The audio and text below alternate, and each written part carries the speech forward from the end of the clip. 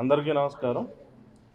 మీకు అందరికీ తెలిసిందే, గత వారం రోజులుగా కూడా రాష్ట్ర వ్యాప్తంగా ఈ సోషల్ మీడియా సైకోల మీద ప్రభుత్వం యుద్ధం ప్రకటించింది. అందులో భాగంగానే మన జిల్లాలో కూడా కొంతమంది ఉండటం అనేది చాలా దురదృష్టకరమైన విషయం. ఈ విషయం గురించి కొంచెం చెప్పాలంటే, నేను పెద్దగా తెలుగు టీవీ ఛానళ్ళు సోషల్ మీడియా ఫాలో అవ్వకపోవటం వల్ల నాకు పూర్తి అవగాహన లేకపోయింది మొదట్లో.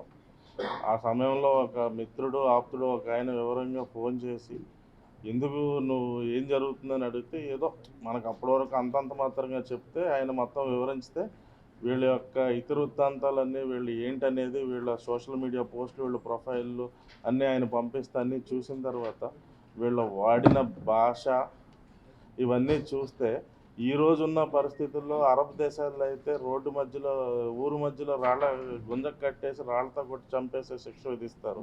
అంత అసహ్యకరమైన భాషా ప్రయోగం చేయడం జరిగింది వీళ్ళు ముఖ్యంగా ఈ వర్రా రవీంద్రారెడ్డి అనేవాడు ఈ రాష్ట్ర ముఖ్య నేతల యొక్క కుటుంబ సభ్యులు, మహిళా కుటుంబ సభ్యులనే వాళ్ళని గురిపెట్టుకుని మరి ఇతని యొక్క కార్యకలాపాలు సాగిస్తాడు.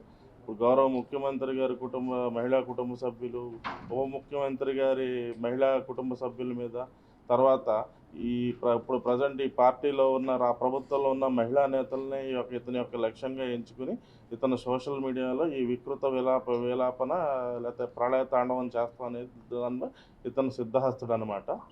ఇదంతా చెప్పాలంటే ఇది ఒక ఇది ఇతను వ్యక్తిగతంగా చేసింది కాదు, ఇది ఒక ఆర్గనైజ్డ్ కర్మాగారం కింద రాష్ట్ర వ్యాప్తంగా జరుగుతున్న ఈ యొక్క ఇండస్ట్రీలాగా మాదిరి స్కేల్లో ఉంది వీళ్ళదంతా కూడా. సో ఈ యొక్క కేసు గురించి వస్తే మీకు అంతా తెలిసిందే. 5వ తారీఖుని వీరిని పిలుచుకురావటం, మళ్ళీ పంపించేయటం, మళ్ళీ ఇతను వేరే కేసులు ఉన్నా కూడా వాళ్ళు వచ్చేలోపు చెకింగ్ ఇతను తప్పుకోవటం, అప్పటి నుంచి మనం ఇతని మీద పూర్తి స్థాయిలో ఇతన్ని పట్టుకోవటానికి మనం ప్రయత్నాలు చేయటం, 8వ తారీఖు ఇతను ఆచూకీ హైదరాబాద్ పరిసర ప్రాంతాల్లో రావటం, మళ్ళీ వస్తున్న క్లూ కట్ అయిపోవటం, అప్పటి నుంచి ముమ్మరంగా గాలింపు చర్యలు చేపడితే నిన్న మధ్యాహ్నం సమయంలో మనకి మార్కాపురం సమీపంలో ఉన్నట్టుగా మనకు సమాచారం వస్తే అక్కడ రాత్రి 11 గంటలు లేదా అదుపులో తీసుకుని మనం కడప పోలీస్ స్టేషన్లో ఇతని వివరాలకు వెళ్తే, ఇతని పేరు వర్రా రవీందర్ రెడ్డి, వయసు 38 సంవత్సరాలు, ఇతనిది వేముల మండలం. ఇతను 2012 సంవత్సరంలో భారతీయ సిమెంట్స్లో ఉద్యోగిగా పనిచేశాడు.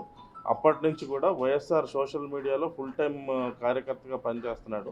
అప్పట్లో గురంపాటి దేవేందర్ రెడ్డి అనేవారు ఈ వైఎస్ఆర్ సోషల్ మీడియా రాష్ట్ర విభాగాన్ని చూసేవారు, ఆయన దగ్గర పనిచేస్తున్నారు. 2019 నుంచి ఇతను భారతీయ సిమెంట్స్లో ఉద్యోగం మానేసి పూర్తి స్థాయి వైఎస్ఆర్ పార్టీ కార్యకర్త కింద, తర్వాత సోషల్ మీడియా వింగ్లో ఈ జిల్లా కన్వీనర్ కింద వివేక్ రెడ్డి అనే ఆయన జిల్లా కన్వీనర్గా, ఇతను కన్వీనర్గా ఫుల్ టైమ్గా పనిచేయడం జరిగింది. ఈ 2019 నుంచి ఈ యొక్క వైఎస్ఆర్ సోషల్ మీడియా వింగ్లో భారీ స్థాయిలో మార్పులు రావడం జరిగింది. 2020లో ఏపీ డిజిటల్ కార్పొరేషన్ అని చెప్పి ప్రభుత్వ రంగ సంస్థ, దానికి అప్పటి ప్రభుత్వం చిన్న వాసుదేవరెడ్డి అని ఐడ్రీమ్ మీడియా ఛానల్ యొక్క యజమాని దాన్ని నియమించడం జరిగింది. ఆ సమయంలో 2 విభాగాలుగా పనిచేసేది ఏపీ డిజిటల్ కార్పొరేషను, తర్వాత ఏపీ సోషల్ మీడియా టీం అని చెప్పి ఉండేవి. ఈ డిజిటల్ కార్పొరేషన్లో 65 మంది ఉద్యోగులు ఉండేవారు. అందులో కొంతమంది పూర్తిగా కూడా వైఎస్ఆర్ పార్టీ కార్యక్రమాలకు వాళ్ళు ఉపయోగించుకోవడం జరిగిందని ఇతను చెప్పడం జరిగింది ఇతను వాంగ్మూలంలో. అయితే 2020లో మాత్రం భారీ స్థాయి మార్పు కోవిడ్ సమయంలో సజ్జల భార్గవరెడ్డి అరంగేయడంతో మొత్తం అంతా కూడా వినూత్నమైన మార్పులు రావడం జరిగింది. మొత్తం అంతటినీ ఒక తాటి మీద తీసుకొచ్చి, ఇక ఎప్పుడైతే సజ్జల భార్గవ ఈ యొక్క విభాగాన్ని ఆయన చేతుల్లో తీసుకున్నాడు, ఈ భూత పురాణాలన్నీ మొదలెట్టడం జరిగింది. ముఖ్యంగా వీళ్ళు మొట్టమొదటిది 3 రాజధానుల విషయంలో హైకోర్టులో జడ్జిమెంట్ 3 రాజధానికి వ్యతిరేకంగా రాస్తే మొట్టమొదట వీళ్ళు చేసిన విలయతాండవం అనేది జడ్జిలకు వ్యతిరేకంగా పోస్టులు పెట్టడం, తద్వారా తర్వాత అదే క్రమేపీ వీళ్ళు దాన్ని ముందుకెళ్తూ ఈ రాజకీయంగా తిరిగే రాజకీయ నాయకుల యొక్క కుటుంబ సభ్యులు, మహిళా కుటుంబ సభ్యులపైన, వారి యొక్క పిల్లలపైన కూడా అసభ్యకరమైన పోస్టులు పెట్టడం అవన్నీ చేయటం మొదలుపెట్టారు. మొత్తం వీళ్ళు 45 మంది వీళ్ళ ముఠాలో మనం ఐడెంటిఫై చేయడం జరిగింది. మొత్తం 40 సోషల్ మీడియా హ్యాండిల్స్ని మనం వెరిఫై చేసాం. ఏదైతే అసభ్యకరమైన అసభ్యకరమైన ఈ పదజాలంతో ఈ యొక్క సోషల్ మీడియా పోస్టులు పెట్టి మొత్తం మనం 40 సోషల్ మీడియా హ్యాండిల్స్ ఐడెంటిఫై చేయడం జరిగింది. ఇదైతే కనుక ఇది ఒక ఆర్గనైజ్డ్ క్రైమ్ 111 బిఎన్ఎస్ భారతీయ న్యాయ సంహిత కింద 111వ సెక్షన్ కింద, అలాగే కుట్ర అనేది మనకి పాత సెక్షన్ చెప్తున్నా 120B ఎక్స్టార్షన్ అనమాట.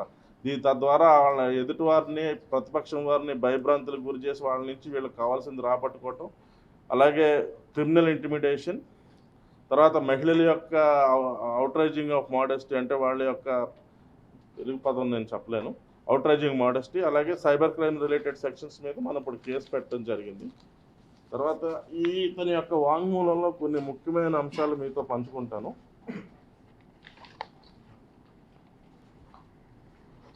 ఈ 2012లో ఎప్పుడైతే ఇది మొదలు పెట్టారో గుర్రంపాటి దేవేందర్ రెడ్డి ఆధ్వర్యంలో ఆ సమయంలో ఎస్కే మస్తీ, పుట్టపు ఆదర్శ అనేవాళ్ళు క్రియాశీలకంగా వ్యవహరించి, తర్వాత ఇంటూరు రవికిరణ్, ఈ ముగ్గురు కూడా ఈ మార్ఫింగ్ సంబంధించిన డివైసులు వాళ్ళు కలిగి ఉండి ఈ యొక్క నాయకుల యొక్క ఫోటోలను వికృత రూపంలో మార్ఫింగ్ చేసి వీళ్ళందరికీ రాష్ట్ర వ్యాప్తంగా అందరికీ సరఫరా చేస్తే వీళ్ళు సోషల్ మీడియాలో పోస్టులు పెట్టడం గట్రా చేస్తుండేవాళ్ళు. ఇది ఇందాక చెప్పిన విధంగానే చిన్న వాసుదేవ్ రెడ్డి గారు వచ్చినప్పటి నుంచి డిజిటల్ కార్పొరేషన్ అనేది చాలా క్రియాశీలకమైన పాత్ర వహించింది. ఆ టైంలో సత్తెనపల్లి చెందిన సివి రెడ్డి గారు, వీరారెడ్డి గారు కూడా దీనిలో యాక్టివ్గా ఉండేవారు.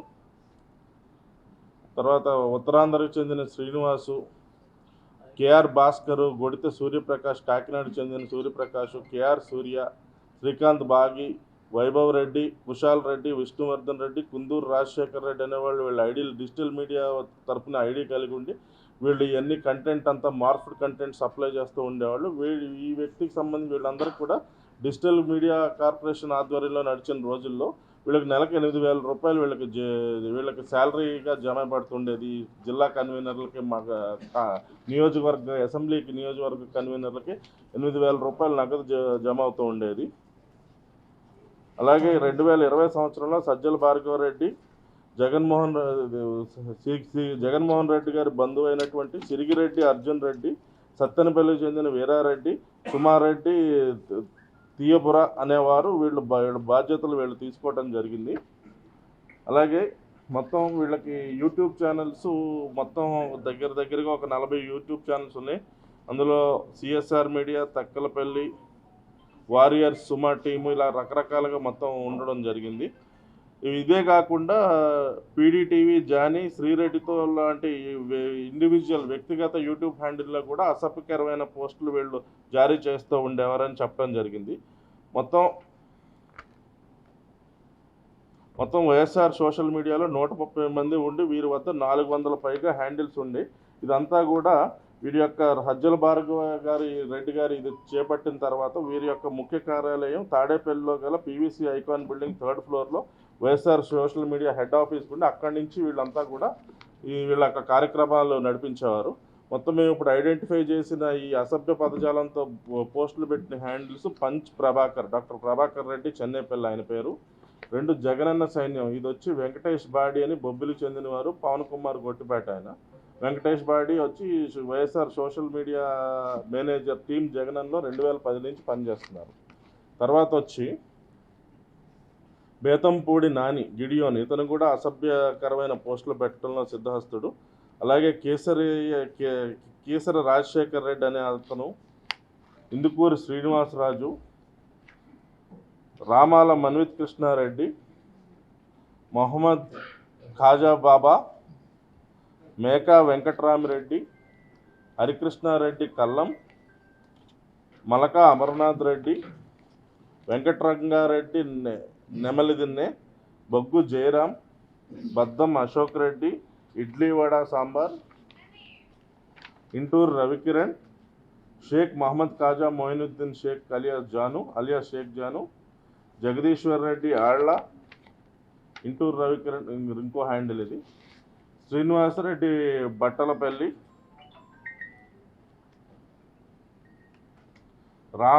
రమణ్జీ జింకాల,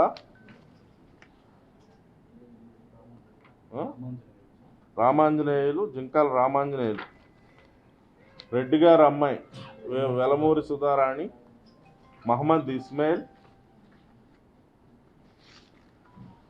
ఎన్ బాలాజీ రెడ్డి, పర్వత సుధాకర్ రెడ్డి, భార్గవ్ రెడ్డి, మునగాల హరీశ్వర్ రెడ్డి, ఇలా మొదలగు వారందరూ కూడా ఈ సోషల్ మీడియాలో అసభ్యకరమైన జగుత్సాకరమైన పోస్టులు పెట్టడంలో ఇతని నెట్వర్క్లో ఇతని ప్రొఫైల్ మనం పరిశీలించగా మన యొక్క ఇదంతా కూడా చూడటం జరిగినది. ఇప్పుడు ఈ digital and social media cell Jagan connect అంటారు దానికి జగన్ కనెక్ట్కి 22 నుంచి ఇన్ఛార్జిగా సజ్జల భార్గవ్ రెడ్డి కొనసాగుతున్నారు. ఇవన్నీ సజ్జల భార్గవ్ రెడ్డి, అర్జున్ రెడ్డి, వీరారెడ్డి, సుమారెడ్డి తదితర వైసీపీ సోషల్ మీడియా యొక్క సూచనల ప్రకారం వీళ్ళంతా కూడా వాళ్ళ యొక్క సూచనల ప్రకారం పనిచేస్తారు. అయితే రాష్ట్రంలో ప్రతి జిల్లాలోనూ ఒక జిల్లా గ్రూప్ కన్వీనర్ ఉంటారు. కడప జిల్లా డిస్టిక్ గ్రూప్ కన్వీనర్గా వివేక్ రెడ్డి అని పులివెందులకు చెందిన ఆయన, తర్వాత ఇతను, చెన్నారెడ్డి, సునీత, తిరుపూడి నిశాంత్ అనేవారు కో కన్వీనర్స్గా కడప జిల్లాకు వ్యవహరిస్తున్నారు. ఇదంతా కూడా PVR icon building 3rd floor Tadepalli నుంచే మొత్తం వీళ్ళకి అంతా దిశానిర్దేశం రావడం జరుగుతుంది. అయితే ఇతని యొక్క పెట్టే పోస్టుల్లో 3 రకాలు ఉన్నాయి. ఒకటి, ఇతను సొంతంగా కొన్ని పోస్టులు పెడుతుంటాడు. కొన్ని సజ్జల భార్గవ్ అదే పీవీఆర్ ఐకాన్ బిల్డింగ్ ఏదైతే ఉందో అక్కడ వీళ్ళ యొక్క యూజర్ ఐడి పాస్వర్డ్లు కూడా వాళ్ళు కలిగి ఉన్నారు. 22వ సంవత్సరంలో కొంతమంది ఐడెంటిఫైడ్ హ్యాండ్లర్స్ ఎవరైతే ఉన్నారో వాళ్ళ యొక్క ఐడీస్ పాస్వర్డ్స్ తీసుకుని ఆ పీవీఆర్ ఐకాన్ బిల్డింగ్ నుంచే వాళ్ళు కొంత పోస్ట్ చేస్తారు. ఇతను కొన్ని పోస్ట్ చేస్తాడు. అయితే మూడోది ఏంటంటే, బండి రాఘవరెడ్డి అని అవినాష్ రెడ్డి గారి యొక్క పిఏ ఎవరైతే ఉన్నారో ఆయన ఇస్తారంటే ఇతనికి వాట్సాప్ నెంబర్ ద్వారా ఆయన యొక్క వాట్సాప్ నెంబర్ కూడా ఇవ్వడం జరిగింది. దాని ద్వారా ఇతనికి జారీ చేసి అతని యొక్క నెంబర్ కూడా ఇవ్వడం జరిగింది. ఆ వాట్సాప్ నెంబర్ నుంచి ఇతని నెంబర్లకి ఇతను కొంత కంటెంట్ ఇస్తే అది కూడా పోస్ట్ చేసేవారు.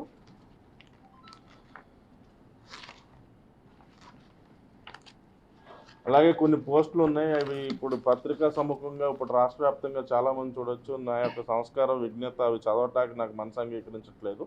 సో దీని ఇంకేంటంటే ఈ యొక్క బండి రాఘవరెడ్డి అనే వారు ఇచ్చిన పోస్టులు ముఖ్యంగా వైఎస్ షర్మిల గారి మీద, సునీత గారి మీద, విజయమ్మ గారి మీద ఇచ్చినట్టున్నది. ఈయనకి బండి రాఘవరెడ్డి అనే వ్యక్తి ఇస్తే, అవినాష్ రెడ్డి గారి పిఏ ఇస్తే ఈయన పోస్ట్ చేశాడని మన యొక్క వాంగ్మూలంలో చెప్పడం జరిగింది.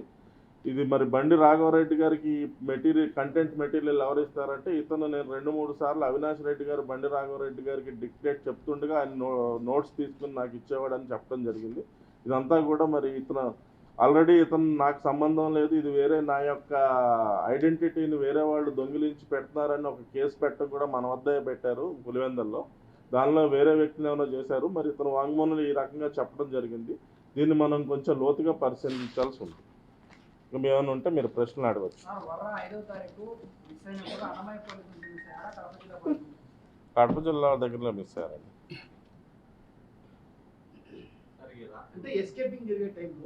ఎస్కేపింగ్ కాదండి, మా మధ్య సమన్వయం అప్పుడు ఆ సమయంలో కొంత కొరవడింది. దానివల్ల ఆయన క్యాజువల్గా వెళ్ళిపోయినాడు. ఎవరిదేం పొరపాటు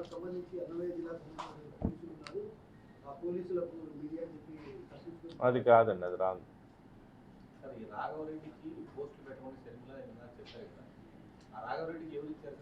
అవినాష్ రెడ్డి ఇచ్చారని చెప్పినాడు. అది మనం ఇంకా ఫర్దర్ విచారాలి. అంటే పూర్తిగా చెప్పలేదు. అవినాష్ రెడ్డి చెప్తుంటే రాఘవరెడ్డి నోట్స్ రాసుకునేవాడు. అది 1-2 సార్లు నేను చూసున్నానన్నారు. అదేంటనేది ఇంకా మరి ఇప్పుడు మనం సునీత గారు అయితే హైదరాబాద్లో కంప్లైంట్ ఇచ్చింది. మనకు కంప్లైంట్ ఇస్తే దాని మీద మనం విచారణ చేపడతాం. అది ఎక్కడ ఈ కేసా వేరే? పులివెందులు అని చెప్తారు. సో పులివెందుల్లో ఒక పర్టికులర్ పర్సన్ ఫర్ ఎగ్జాంపుల్ కొన్ని పోస్ట్లో మందకృష్ణ మాదిక్ గారి మదర్ని కూడా తిట్టడం జరిగింది. పవన్ కళ్యాణ్ గారి మదర్ని కూడా చాలా డెరగేటరీగా మాట్లాడటం జరిగింది. అదేవిధంగా మన గౌరవ ముఖ్యమంత్రి గారి కుటుంబ సభ్యులు, ముఖ్యంగా ఆడవారిని, అంతేకాకుండా పవన్ కళ్యాణ్ గారి పిల్లలను కూడా చెడ్డగా మాట్లాడటం జరిగింది. వీటి వల్ల అగ్రీవ్డ్ చెందిన వాళ్ళు కొంతమంది వెళ్ళి అడగడానికి వెళ్ళినప్పుడు కొంత క్యాస్ట్ అబ్యూస్ లాంటిది ఇట్లాంటివి ఉందని చెప్పి ఒక కంప్లైంట్ రావడం జరిగింది. దాని రిలేటెడ్ మేము కేసెస్ కట్టాం. ఇక్కడే కాదు, రాష్ట్ర వ్యాప్తంగా దాదాపు 15-17+ ఇట్లాంటి కంప్లైంట్స్ వచ్చినాయి అని చెప్పి మాకు సమాచారం అందుతుంది ఈరోజు. కాబట్టి ఏంటంటే ఫర్దర్గా గోయింగ్ ఫార్వర్డ్ ఇక్కడ we have a set of these posts. Each of these posts is extremely మనం చదవలేం మీ ముందు, మేము మీరే చదవలేం దయచేసి మీ అన్నమాట. కళ్ళతో చూడండి. సో అవి కావాలంటే అంటే మీకు కూడా జనరల్గా ఇస్తాం. ఇలాంటి అంటే మనం ఆఫ్ ది ఫ్రాంక్గా మనం ఒక ఈ గవర్నమెంట్ ర్యాంకు స్టేటస్ బట్ పక్కన పెడితే కడుపుకి అన్నం తినేవాడు అయితే ఇలాంటి భాషలు ఆడవాళ్ళ మీద వాడరండి మన సమాజంలో. ఏమో పూర్వకాలంలో రాక్షసులు ఉండేవాళ్ళు అంట, ప్రేతాత్మలు పిశాచాలు ఉండేవి. ఇది ఋషులు యాగాలు చేస్తుంటే చెట్లు నరికి లేకపోతే జంతువులు చంపి రక్తం తీసుకొచ్చి ఆ యాగ మంటల మీద పోసేవాళ్ళు అంట. ఇక ఆ జాతికి చెందిన వాళ్ళు. మరి ఇతను వర రవీంద్ర రెడ్డి అనే వ్యక్తి తెలుగుదేశం పార్టీ వాళ్ళని పెట్టినట్టు సునీతా శర్మల మీద కూడా పెట్టాడు. అతను వాళ్ళ జగన్ సోదరి వాళ్ళకి సంబంధించిన వాళ్ళు ఏంటంటే ఒకసారి అర్థం కాలేదు. వర రవీంద్ర రెడ్డి అనే వ్యక్తి తెలుగుదేశం పార్టీ నాయకులను పోస్టులు పెట్టారు తల్లిపోతే, కానీ సునీతా శర్మల పైన కూడా పెట్టాడు అసభ్యకరంగా. దాని ఆయన ఇంటెన్షన్ ఏమనుకుంటున్నాడు? ఆయన ఇంటెన్షన్ ఏం లేదు. రాఘవరెడ్డి ఇచ్చాడు, పెట్టాడు, 13,000 తీసుకునేవాడు అంతే నెలకు. ఈ ఒక కారణంతోనే గత ఎస్పీ హర్షవర్ధన్ రాజును బదిలీ చేశారు సార్. దీనికి దానికి సంబంధం లేదండి. ఆఫ్ సైడర్గా ఆయన ఒప్పించారు కదా ఈ ఇష్యూ పైతే అని చెప్పేసి బాగా చర్చ జరుగుతుంది. ఇష్యూ అని కాదు, రకరకాలు ఉంటుంటాయండి. దానికి అది ప్రభుత్వం అనేది ఈ ప్రభుత్వం డిస్క్రిప్షన్ అండి. ఎవరు ఎక్కడ ఉంటారనేది ప్రభుత్వం యొక్క విచక్షణ. దానికి మనం ఏం మాట్లాడాం. దీనికి మెయిన్ వర రవీంద్ర రెడ్డి అవునండి, పెట్టారు. అదే అదేనండి, అది ఇప్పుడు ఇంకా చూడాలండి. ఇప్పుడేమో నేనే కొన్ని పోస్టులు పెట్టానని అంటున్నాడు. సో అది దీన్ని ఇప్పుడు దాని మీద ఫర్దర్ ఇప్పుడు మనం ఆ సునీత గారు కానీ ఎవరైనా కంప్లైంట్ ఇస్తే లేకపోతే హైదరాబాద్ నుంచి ఇక్కడికి ఆ కేసు బదలాయిస్తే మనం ఫర్దర్ విచారణ చేపడతాం. సార్ హైదరాబాద్ సైబరాబాద్లో కూడా ఏమైనా సైబర్ క్రైమ్ ఇంపోయింది. అదే వైఎస్ సునీత గారు ఇచ్చారండి. వాళ్ళు దానిపై ఎటువంటి చర్యలు చేపట్టలేదు. అయితే రెండు రకాలుగా చేయొచ్చండి. ఆ కేసే హైదరాబాద్ పోలీసులు మనకు బదలాయించవచ్చు, లేకపోతే సునీత గారు వచ్చి ఫ్రెష్గా కంప్లైంట్ ఇవ్వచ్చు. వస్తే దాని మీద మనం ఫర్దర్ విచారణ చేపడతాం. అంటే ఈ కేసుకి దానికి డైరెక్ట్ రిలేటెడ్ ఇతను వాంగ్మూలంలో వచ్చిన విషయాలన్నీ మీకు మీతో పంచుకోవడం జరిగింది. ఇదంతా కాన్స్పిరసీ కాదండి. అదే తాడేపల్లిలో పీవీఆర్ ఐకాన్ కాంప్లెక్స్ 3వ ఫ్లోర్లో పెట్టుకుని ప్రభుత్వ జీతంతో అందరూ దానిలో నియమించుకుని ఇలాగ బూతులు తిడతాం అంటే ఏంటంటే ప్రతిపక్ష పార్టీ యొక్క మనోధైర్యాన్ని రోడ్డు మీదకి వచ్చే బయటకు వద్దామన్న మనోధైర్యాన్ని చంపడమే కదా. ఇది అంతా దైత్య రాజకీయం అంటారు, దైత్య ప్రవృత్తి. 8 జిల్లాలో ఒక 10 కేసులు ఉన్నాయి. మొత్తం రాష్ట్రంలో 30 నుంచి 40 కేసులు ఉన్నాయి. ఏమండి ఏ విషయంలో అండి? మా స్టాఫ్ మీద ఎందుకు తీసుకుంటాం? అది సిఐ గారిది అంటే ఆ రోజు అతను బాధ్యతాయుతంగా వ్యవహరించలేదు కాబట్టి చేయవలసి వచ్చిందండి. ఇతన్ని ఖచ్చితంగా ఇతనికి అన్నమయ్య ఇప్పుడు వాళ్ళ దగ్గర మేము 41A నోటీస్ ఇచ్చి వదిలేశారు. అన్నమయ్య వాళ్ళు వస్తున్నారు, వాళ్ళకి హ్యాండ్ ఓవర్ చేయమంటే హ్యాండ్ ఓవర్ చేసే ప్రక్రియ ఏదైతే ఉందో సక్రమంగా నిర్వర్తించలేదు. చెప్పా ఫస్ట్ వ్యక్తి వచ్చేసి వర రవీంద్ర రెడ్డి, తండ్రి సూర్యనారాయణ రెడ్డి అండి. Next Subba Reddy and third person is Uday Reddy. కరెక్ట్నా? Uday third person is Uday. వాళ్ళిద్దరు ఇతన్ని తప్పి పారిపోవటానికి సహకరించారు తప్పితే ప్రత్యేకంగా వేరే నేరంలో వాళ్ళదేమీ లేదు. Their role is not into the morphing and posting as such. అతను తప్పించుకునే క్రమంలో అతను సహకరించినందుకు వాళ్ళని కూడా పట్టుకున్నాం. వీళ్ళందరూ ఒకరికొకరు బాగా తెలిసిన వాళ్ళు, close friends. So that is the reason why they have help.